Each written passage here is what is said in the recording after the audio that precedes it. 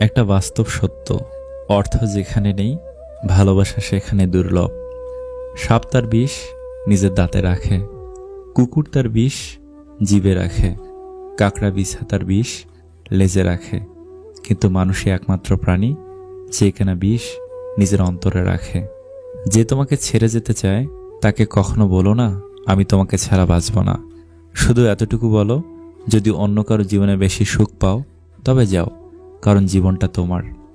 কিছু শুরু করতে গেলে আপনাকে মহান হতে হবে তার কোনো মানে নেই, কিন্তু মহান হতে গেলে কিছু তো অবশ্যই করতে হবে। মানুষ প্রতিষ্ঠিত হওয়ার পরে যে ব্যবহারটা করে সেটাই তার আসল চরিত্র। পৃথিবীর সব সান্ত্বনা বাণী কেবল অন্যকে দেওয়ার জন্য, নিজের জন্য নয়। মানুষ প্রতিনিয়ত বদলায়, কেউ ভালোবাসায় বদলায় আর কেউ অবহেলায়।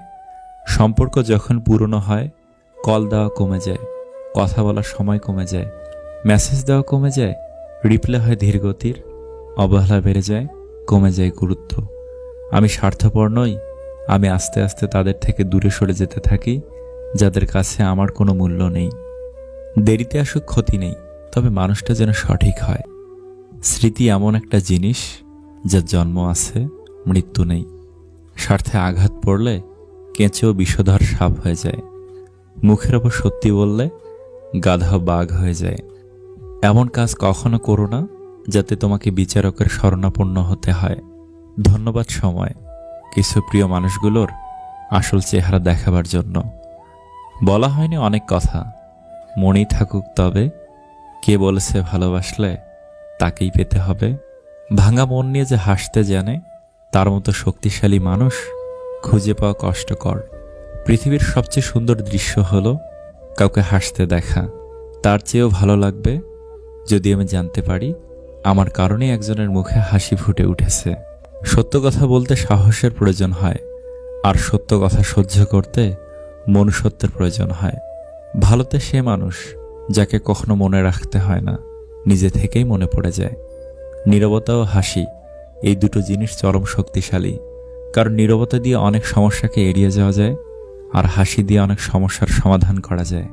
অযোগ্য ব্যক্তিকে কখনোই হৃদয়ে জায়গা দিতে নেই, কেননা অযোগ্য ব্যক্তি আপনাকে মানসিকভাবে ধ্বংস করে দেওয়ার ক্ষমতা রাখে।